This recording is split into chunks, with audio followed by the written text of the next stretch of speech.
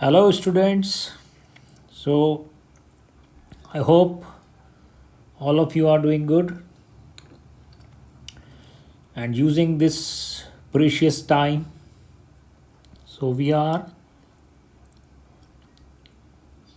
doing introduction to trigonometry and we are on ninth question of first exercise, which is based on trigonometric ratios. So, in this question, in triangle ABC, right angled at B, if tan A is 1 upon root 3, then find the value of sine A cos C plus cos A sin C, cos A cos C minus sine A sin C. So let's start. In triangle ABC, right angled at B.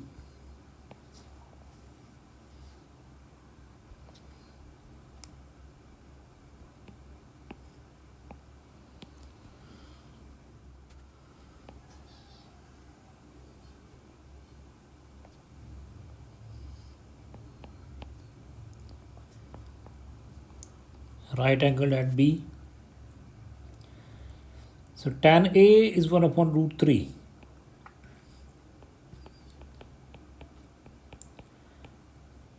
और angle ए, ध्यान रखना बच्चों, angle A के लिए कहता है, तो ये है हमारा इस समय मेन एक्यूट एंगल, ठीक है, जो यहाँ पर है उसके लिए होगी सारी कैलकुलेशन। लेकिन एक और चीज़ ध्यान रखो, यहाँ एंगल सी भी है, तो इसका मतलब ज़रूरत तो उसकी भी पड़ेगी, ठीक है। तो दोनों ही इंपॉर्टेंट है इसमें तो, लेकिन जो इन्फॉर्मेशन गिवन है वो एंगल ए के लिए है, ठीक है। तो tan ए जो है, तो we know that tan theta is perpendicular upon base, okay. तो इसका मतलब एंगल ए के लिए जो परपेंडिकुलर है और एंगल ए के लिए जो बेस है उसका रेशो 1 अपॉन रूट 3 है, ठीक है। Perpendicular for angle A upon base for angle A is 1 upon root 3।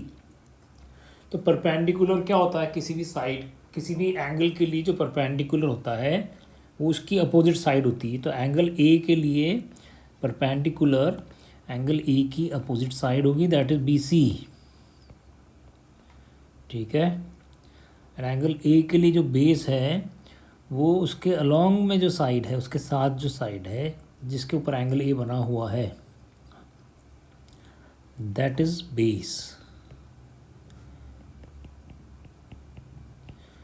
It means B C upon A B is 1 upon root 3, ठीक है।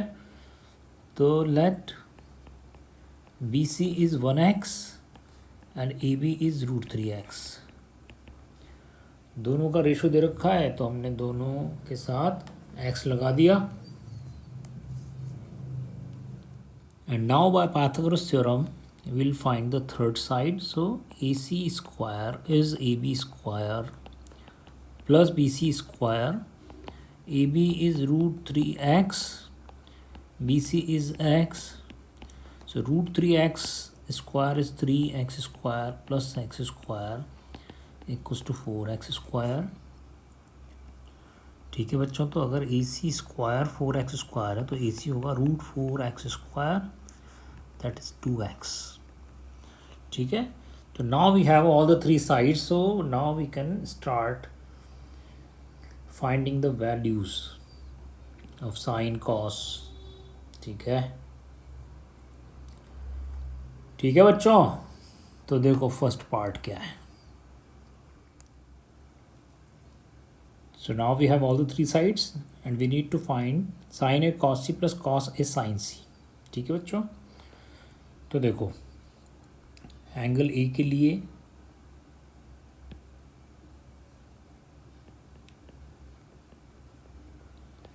और एंगल ए परपेंडिकुलर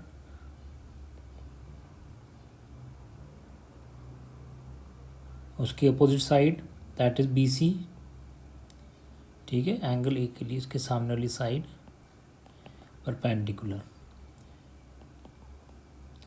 और एंगल सी के लिए उसके सामने वाली साइड परपेंडिकुलर। फिर एंगल ए के लिए बेस उसके साथ वाली साइड, एंड एंगल सी के लिए बेस उसके साथ वाली साइड, और हाइपोटेन्यूज दोनों के लिए सेम है। तो सबसे पहला काम तो गिवन जब एक क्वेश्चन में एक से ज़्यादा एंगल हों, एक्यूट एंगल, तो सबसे पहला काम ये होता है कि आप उन दोनों एंगल के लिए परपेंडिकुलर बेस डिसाइड कर लो ताकि बाद में कन्फ्यूज़न नहीं हो। ठीक है, now will put the values in the given expression. तो साइन ए कॉस सी है बच्चों, तो साइन ए जो है हमें पता है साइन होता है P upon H, sine theta होता है पी अपॉन एच, और कॉस होता है B upon H, base upon hypotenuse. तो यहाँ पर साइन ए है, तो एंगल ए के लिए परपेंडिकुलर और हाइपोटेन्यूज, तो एंगल ए के लिए पी अपॉन एच, तो यहाँ हम लिख देते हैं पी अपॉन एच, फिर cos C B upon H, फिर cos A B upon H, फिर sine C P upon H. ठीक है, लेकिन एंगल ए के लिए परपेंडिकुलर अलग है, उसको हम P1 लिख देते हैं। एंगल सी के लिए बेस अलग है, उसको हम B2 लिख देते हैं।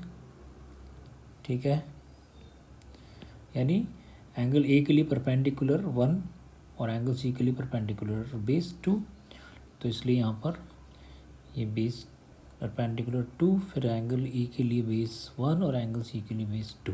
ठीक है, नहीं लिखो तो भी कोई दिक्कत नहीं है, हम वैल्यू पुट कर सकते हैं। तो परपेंडिकुलर x, एंगल ए के लिए परपेंडिकुलर x, और हाइपोटेन्यूज तो बच्चों दोनों के लिए ही 2x है। फिर एंगल सी के लिए बेस x और हाइपोटेन्यूज 2x, प्लस अब यहाँ पे एंगल ए के लिए बेस, तो वो कितना है √3x, हाइपोटेन्यूज कितना है 2x।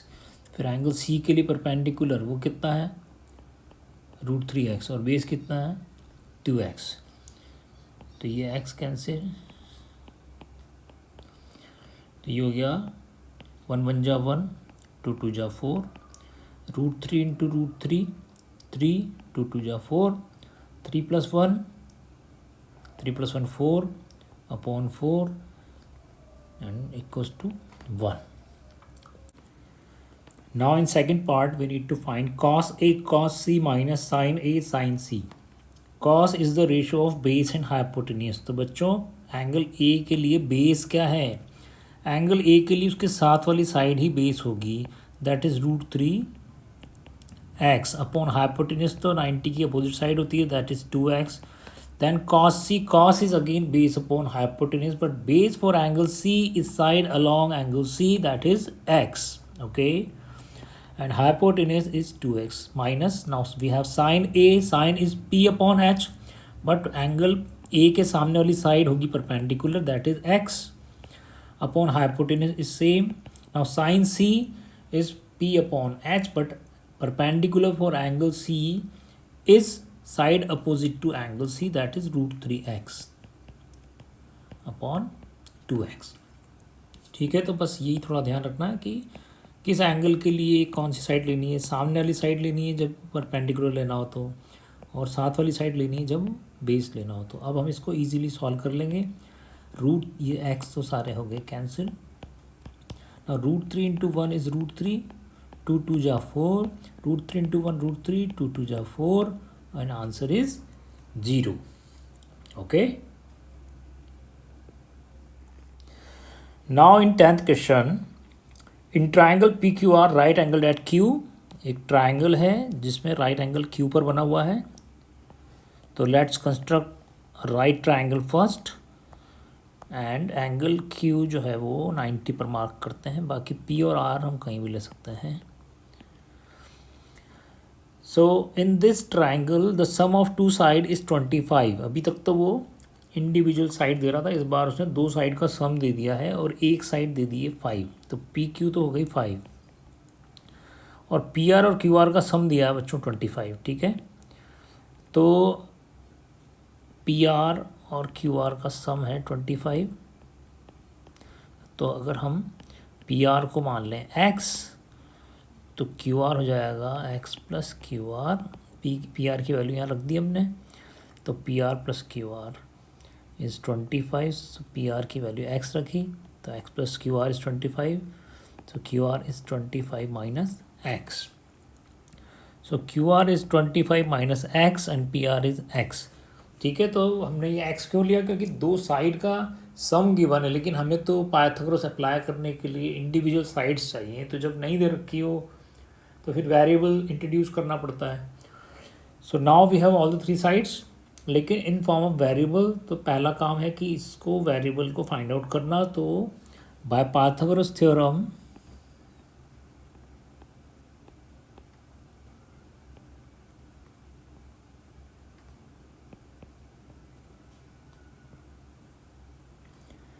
by Pythagoras theorem we have PR square equals to PQ square plus QR square, यानी hypotenuse square is equals to perpendicular square plus base square. So PR is X, PQ is 5 and QR is 25 minus X. Okay, so X square is equals to 25 plus, here we will apply a minus b whole square, that is a square plus b square minus 2ab.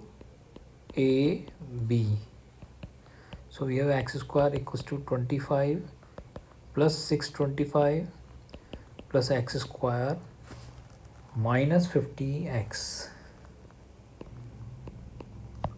Okay, ठीक है बच्चों, अब हम इस equation को solve करेंगे. तो ये एक्स स्क्वायर को उधर ले गए, तो ये माइनस इसका एक्स स्क्वायर हो गया, माइनस 50x उधर गया तो प्लस 50x हो गया, 625 प्लस 25 हो गया 650, ये तो हो गया cancel. So now 50x equals to 650, so x is 650 upon 50, that is 13. तो इस तरह से हमने सबसे पहले तो x निकाला, 13 आ गया बच्चों. ठीक है, x 13 आ गया, और ये 25 माइनस 13 यानी 12. Now we have all the three sides 5, 13, 12. Okay, so now will solve this question. So now we have all the three sides and we need to find sin p, cos p and tan p. तो sin p, तो बच्चों sin तो हमें पता है, sin होता है ratio of side opposite to given angle and hypotenuse. तो sin theta is perpendicular upon hypotenuse. तो एंगल P के लिए बच्चों परपेंडिकुलर क्या है, एंगल P के लिए परपेंडिकुलर है उसकी opposite side, that is QR. And hypotenuse तो 90 की अपोजिट साइड होती है, that is PR. And QR is 12, PR is 13, so sin P is 12 upon 13. Now cos P, तो हमें पता है cos is the ratio of base and hypotenuse. So cos theta is base upon hypotenuse. So cos P is base upon hypotenuse, but base लेंगे angle P के लिए, और angle P के लिए बेस जो होगी वो उसके साथ वाली साइड होगी. ठीक है, तो ये 5, तो PQ है एंगल P के साथ वाली साइड, और हाइपोटेनियस है 90 की opposite side. So PQ is 5 and PR is 13. So we have cos P. Now we need to find tan P. तो बच्चों tan होता है परपेंडिकुलर और बेस का ratio P upon B.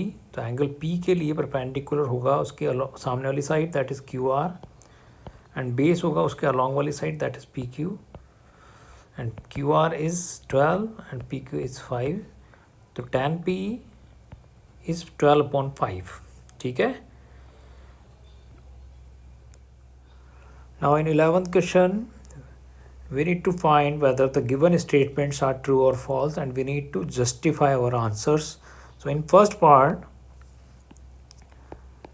it is given that value of tan A is less than 1 or not. We need to check कि tan A की value क्या होगी. तो देखो किसी भी एंगल A के लिए जो tan होता है, टेंजेंट होता है, वो उसके परपेंडिकुलर और बेस का रेशो होता है। tan a is equal to perpendicular upon base.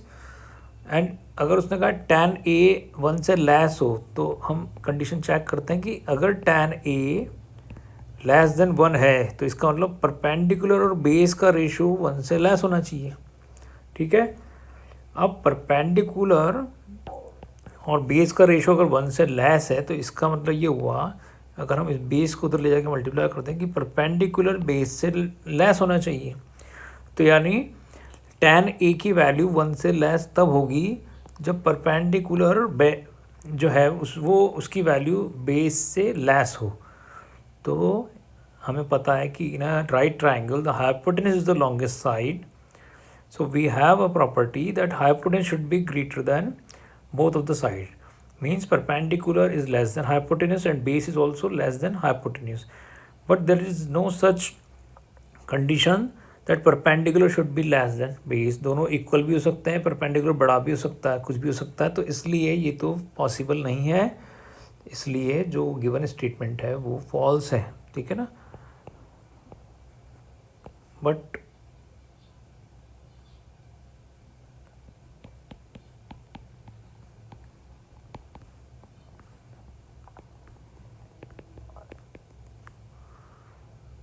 it is not a condition for perpendicular and base, therefore given statement is false।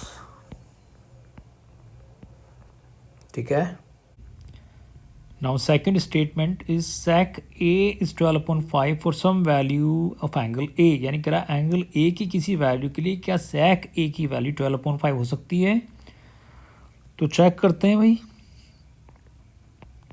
sec a is 12/5, तो बच्चों sec थीटा होता है cos का reciprocal और cos होता है बेस अपॉन हाइपोटेनियस, इसलिए sec होगा हाइपोटेनियस अपॉन बेस। तो कह रहा है क्या हाइपोटेनियस अपॉन बेस 12/5 हो सकता है। तो देखो हाइपोटेनियस और बेस की तो बस एक ही कंडीशन है कि हाइपोटेनियस बड़ा होना चाहिए, बाकी हो तो कुछ भी सकता है, कोई सी भी लेंथ का हम ड्रॉ कर सकते हैं ट्राइंगल। तो since hypotenuse is greater than base, therefore sec a can be 12/5, so therefore given statement is true। ठीक है, अगर यहाँ पे बेस बड़ा आ जाता तो फिर पॉसिबल नहीं था। ठीक है, तो ये तो पॉसिबल है। अब देखो थर्ड क्वेश्चन में कहता है कि cos a is the abbreviation used for the cosecant of angle a। ठीक है, यानी cos a is the short form for cosecant of angle a। तो बच्चों कोसेकेंट की जो शॉर्ट फॉर्म होती है वो होती है कॉसेक। ठीक है, और कॉस तो कोसाइन की एब्रीविएशन है, यानी कोसाइन को हम शॉर्ट में कॉस कह देते हैं, लेकिन कोसेकेंट को हम कॉस नहीं कहते हैं, कोसेकेंट को शॉर्ट फॉर्म में हम कॉसेक कहते हैं। तो इसलिए given statement is false. Now in fourth part, cot a is the product of cot and a। तो देखो बच्चों ट्रिग्नोमेट्रिक रेशियोज जो होते हैं वो किसी गिवन एंगल के लिए होते हैं। तो किसी गिवन एंगल के लिए, जैसे for example for angle a the ratio of base and perpendicular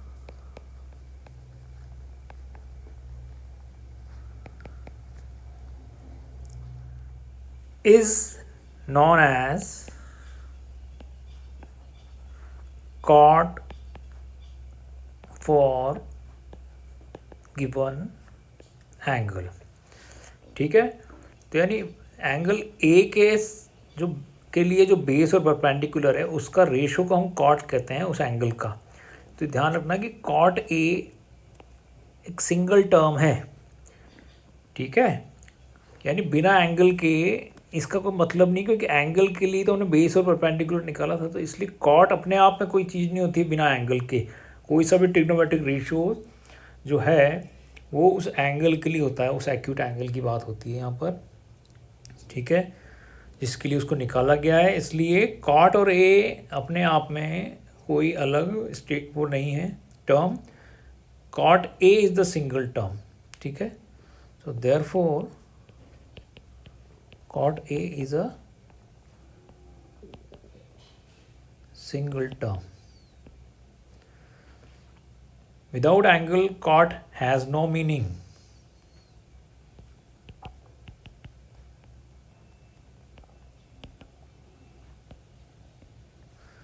ठीक है, तो therefore given statement is false.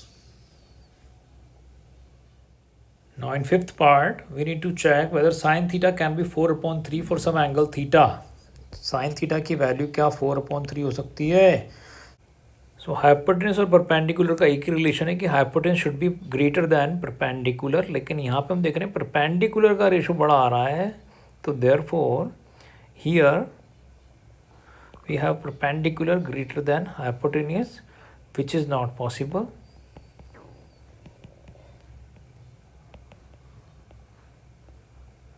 Which is not possible. Therefore given statement is false. ये कभी पॉसिबल नहीं है बच्चों कि साइन थीटा में न्यूमरेटर बड़ा आ जाए.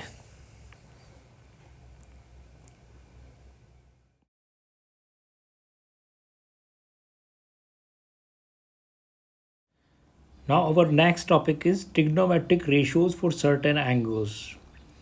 So in general we know that for a given angle the ratio of perpendicular and hypotenuse is sine theta.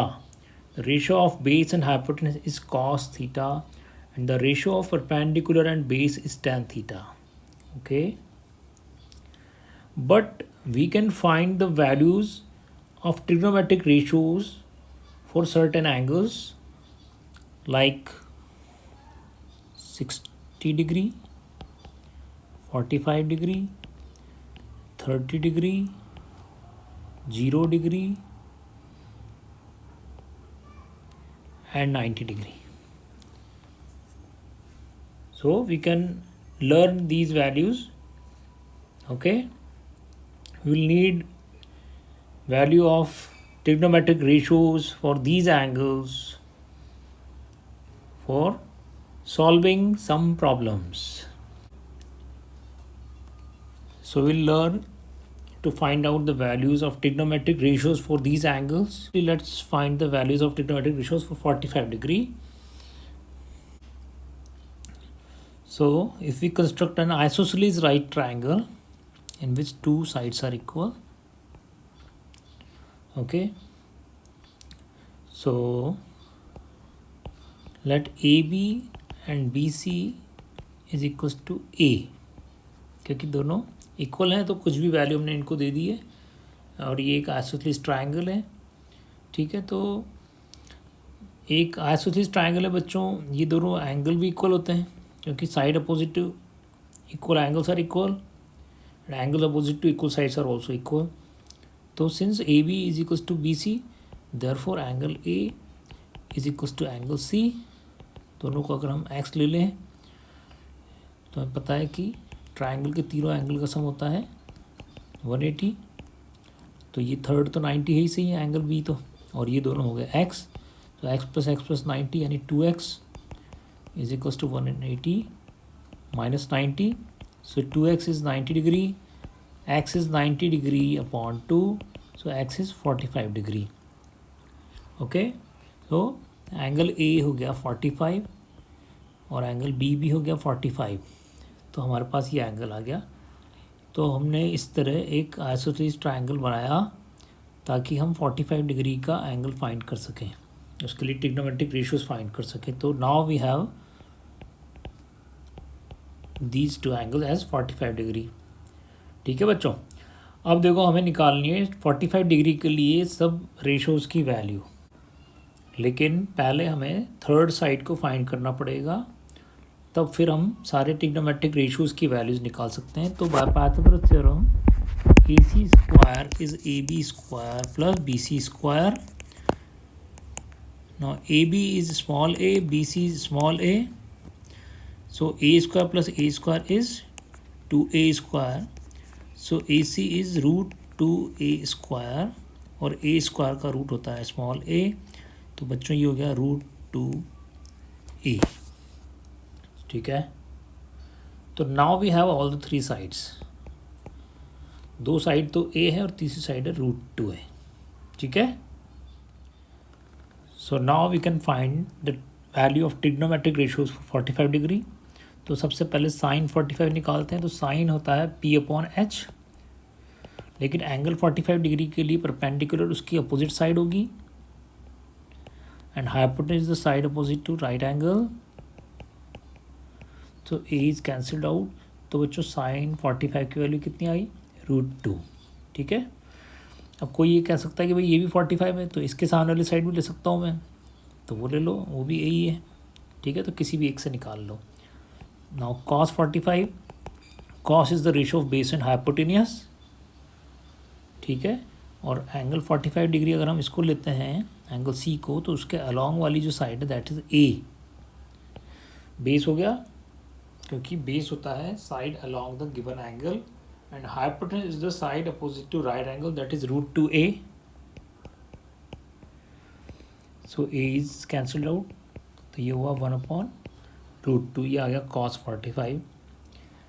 Now for tan 45 degree P/B, 45 degree के लिए परपेंडिकुलर है अपोजिट साइड, बेस है ए, दोनों हो गए कैंसिल, तो tan 45 हो गया 1, ठीक है बच्चों। तो अब ये देखो कि sin 45 की वैल्यू 1/√2 होती है, cos 45 1/√2, tan 45 1, और अगर हम इन तीनों के रेसिप्रोकल कर दें तो sin 45 का रेसिप्रोकल होता है cosec 45, तो वो हो जाएगा √2। sin 45 है 1/√2, उसका रेसिप्रोकल हो जाएगा √2। फिर cos 45 1/√2 है, उसका रेसिप्रोकल करेंगे तो वो भी हो जाएगा √2, और tan 45 1 है, तो उसका रेसिप्रोकल करेंगे तो 1 का रेसिप्रोकल तो 1 ही होता है, इसलिए cot 45 भी कितनी जाएगी, 1। तो अब ये सारी वैल्यूज़ हमें याद होनी चाहिए, ठीक है। तो अगर हम कोई भी ट्रायंगल बनाते हैं, भले वो कितना ही बड़ा हो या कितना ही छोटा हो, लेकिन अगर उसमें ये एंगल 45 है, कोई सा भी एक एंगल 45 है एक राइट ट्रायंगल में, तो बस अब समझ जाना कि tan 45 हमेशा 1 होगा, यानी परपेंडिकुलर और बेस का रेशो हमेशा 1 होगा, ये दोनों हमेशा इक्वल होंगे, ये ध्यान रखना। 45 डिग्री जब भी हो तो समझ जाओ ये दोनों साइड इक्वल हैं।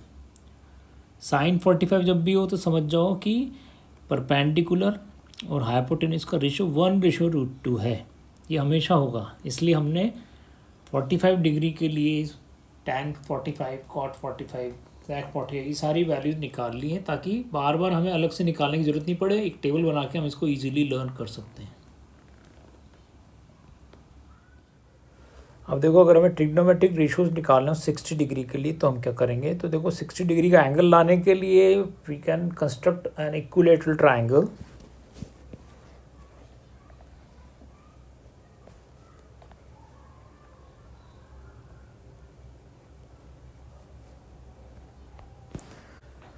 सो we have an equilateral triangle जिसकी तीनों साइड इक्वल है और तीनों एंगल भी इक्वल है, और तीनों एंगल अगर इक्वल हैं तो एक्स लेकर अगर हम एंगल से प्रॉपर्टी लगाएं तो वो कितना आएंगे, 60 डिग्री आ जाएगा बच्चों, ठीक है। लेकिन यहाँ तो हमें राइट ट्रायंगल भी बनाना है, क्योंकि हम राइट ट्रायंगल के लिए देख रहे हैं ट्रिग्नोमेट्रिक रेशियो राइट एंगल होना चाहिए, तो इसलिए इसमें हम एक कंस्ट्रक्शन करेंगे। एंगल ए जो है,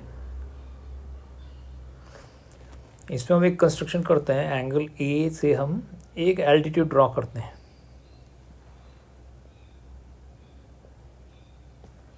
ठीक है।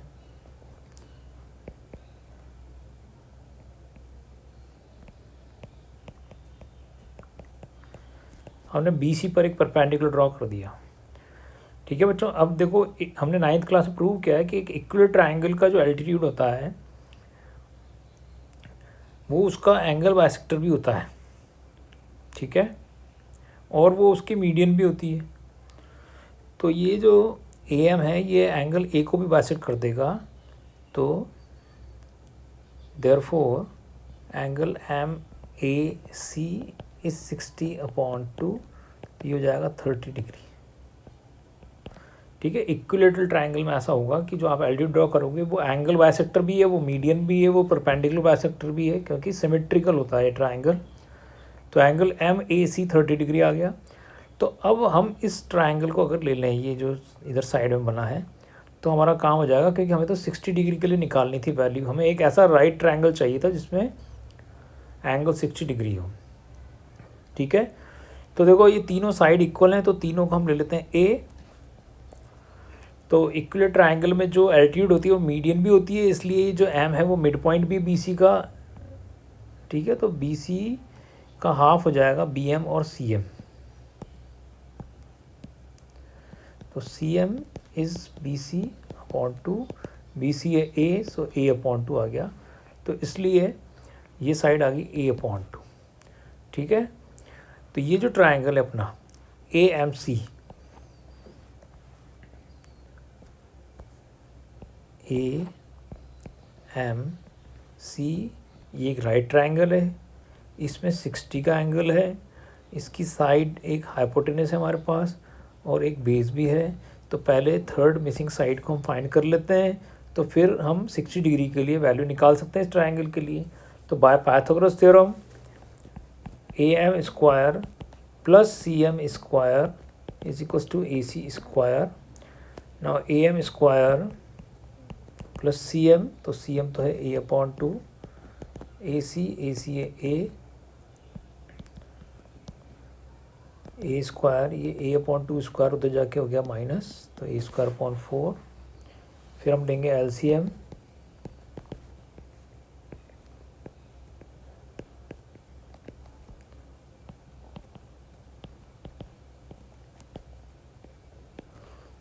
ठीक है। तो ए एम आ गया बच्चों, स्क्वायर रूट लग गया उधर, सो √3, 4 का रूट हो गया 2, ए स्क्वायर का रूट हो गया ए, √3 अपॉन 2 ए।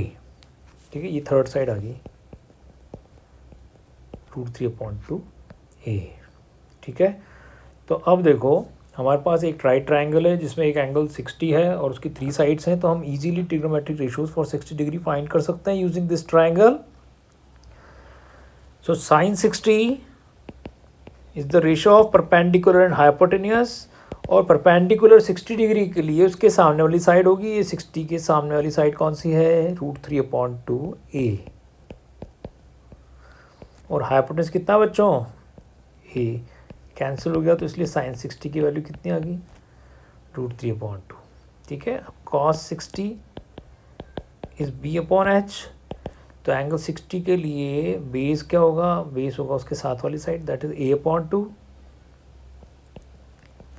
और हाइपोटेनस ए है, ऊपर फ्रैक्शन है, उसका डिनोमिनेटर नीचे आ जाएगा और ए कैंसिल हो गया, तो इसलिए कॉस 60 की वैल्यू कितनी आ गई, 1 अपॉन 2। अब निकालते हैं tan 60, तो tan 60 तो होता है perpendicular upon base, tan theta is perpendicular upon base. Angle 60 के लिए यानी 60 डिग्री के लिए परपेंडिकुलर उसके सामने वाली साइड है और बेस उसके अलॉन्ग वाली साइड है। ठीक है, तो अगर हम इसका रेसिप्रोकल करें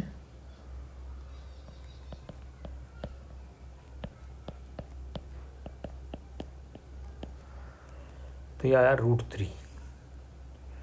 ठीक है, तो we have all the 3 side, 3 ratios. Sine 60 is √3 upon 2, cos 60 is 1 upon 2 and tan 60 is √3। ठीक है, ये वैल्यूज आ गई। अब बाकी बची हुई निकाल सकते हैं। साइन 60 का रेसिप्रोकल होता है cosec 60,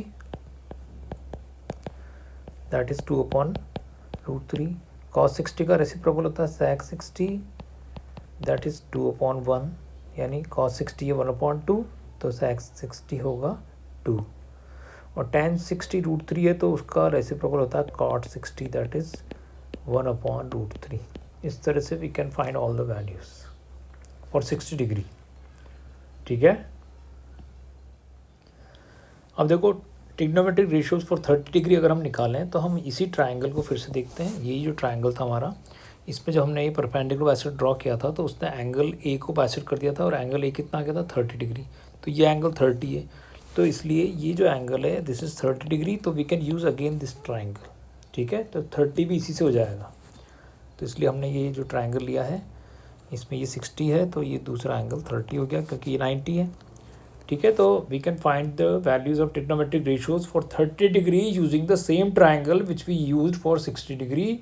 तो बस अब कुछ नहीं करना है, बस 30 डिग्री है ही सी तुम्हारे पास, तीनों साइड्स है ही से हमारे पास, तो वैल्यू लिख दो। साइन थीटा होता है बच्चों P/H, 30 डिग्री के लिए परपेंडिकुलर उसके सामने वाली साइड है, हाइपोटेनस 90 की अपोजिट साइड है, ऊपर फ्रैक्शन है, डिनोमिनेटर में आ गया है, ठीक है, और ये कैंसिल हो गया। तो बच्चों साइन 30 कितना आया 1/2। इसी तरह से cos 30 इज़ B/H, 30 डिग्री के लिए बेस जो है वो उसके साथ वाली साइड है √3/2a, हाइपोटेनस 90 के अपोजिट साइड है, और ये कैंसिल हो गया, तो ये आया √3/2। cos 30 is √3/2। अब देखते हैं tan 30, तो tan 30 होता है परपेंडिकुलर अपॉन बेस, परपेंडिकुलर सामने वाली साइड, बेस साथ वाली side, reciprocal,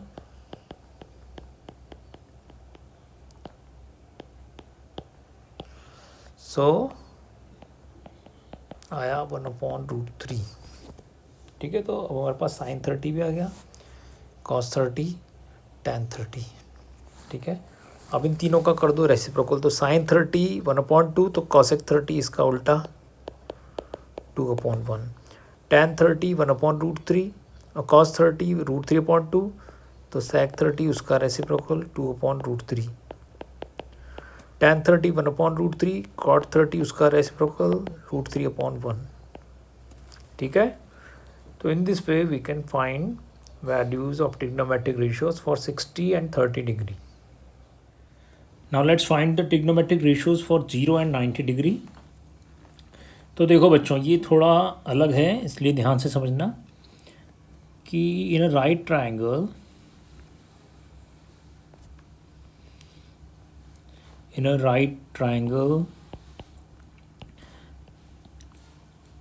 if we continue to decrease this angle, ठीक है,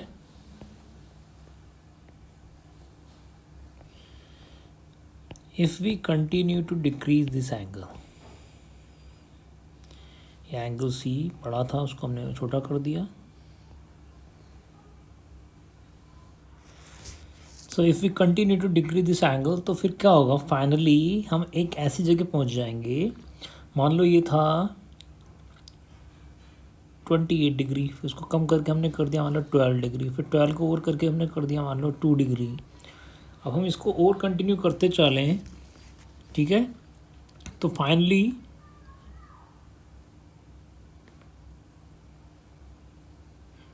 हम एक ऐसी जगह पहुंच जाएंगे जहाँ पे एंगल जो है ऑलमोस्ट ज़ीरो हो गया है, ठीक है ना।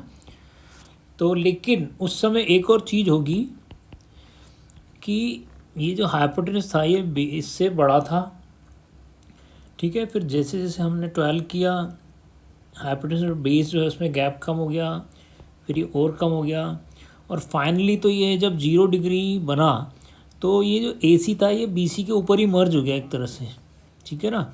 तो उस कंडीशन में AC और BC दोनों इक्वल हो गई, ऑलमोस्ट इक्वल, ये AC और BC दोनों की वैल्यू ऑलमोस्ट इक्वल हो गई, ठीक है। एक तो ये ध्यान रखना। दूसरी जो चीज़ हुई वो ध्यान से देखो कि जब एंगल कम हो रहा था C, तो AB की वैल्यू भी डिक्रीज़ हो रही थी, ये जो AB था ना ये देखो कम हो गया, फिर ये और कम हो गया, और फिर फाइनली तो AB क्या पहुंच गई, ऑलमोस्ट ज़ीरो हो गई, ऑलमोस्ट ज़ीरो इसकी AB की लेंथ, क्योंकि जब AC और BC मर्ज हो जाएंगे तो AB तो बिल्कुल ही गायब हो जाएगा।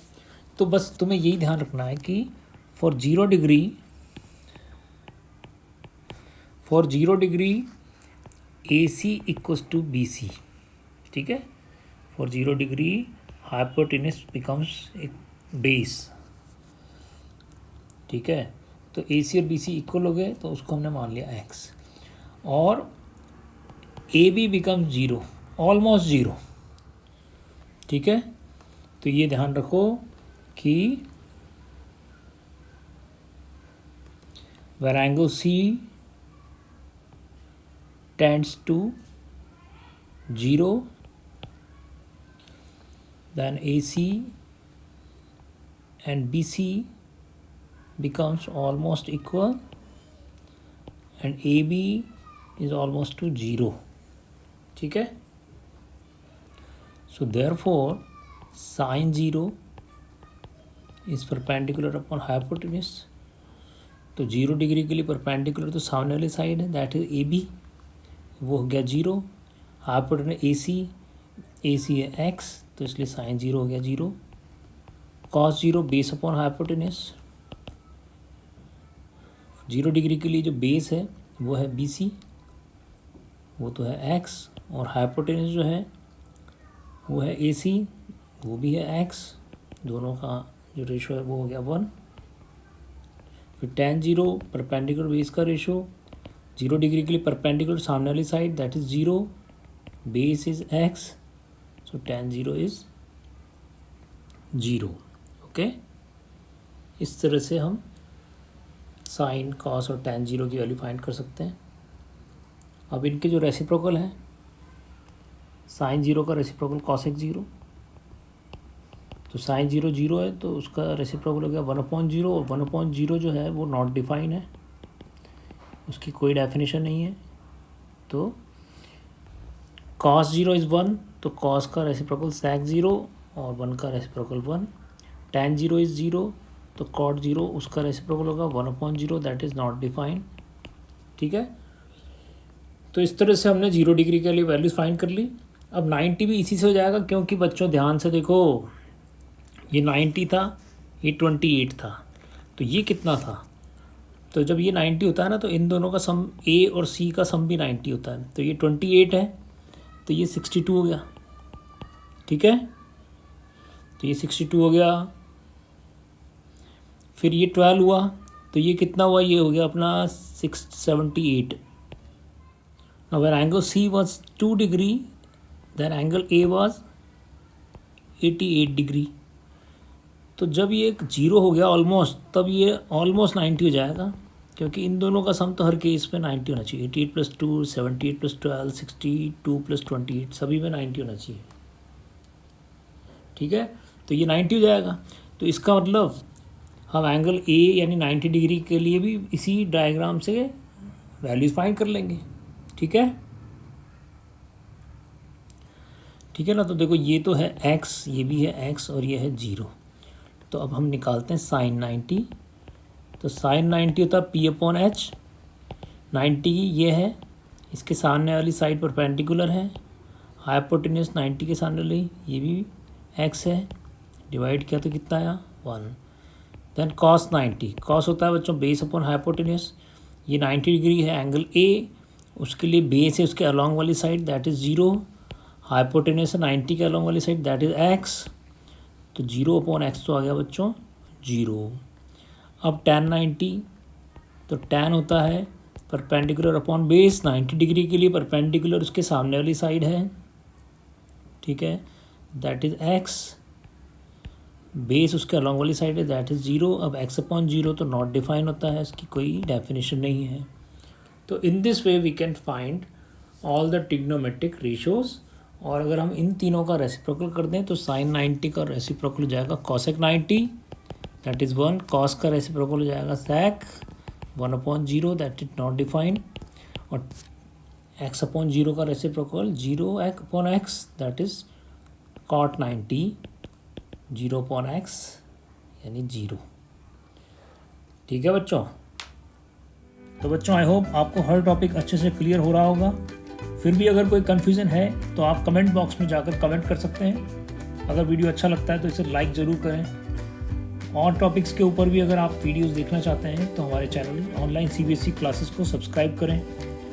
अगर वीडियो अपलोड होते ही उसकी इन्फॉर्मेशन आपको चाहिए तो बेल आइकन प्रेस करें. अगर आप प्रतिभा विकास अध्ययन केंद्र से जुड़ना चाहते हैं तो गूगल प्ले स्टोर पर जाकर प्रतिभा विकास अध्ययन केंद्र ऐप डाउनलोड करें, या हमारी वेबसाइट www.onlinecbseclasses.com पर जाकर इंक्वायरी फॉर्म फिल करें.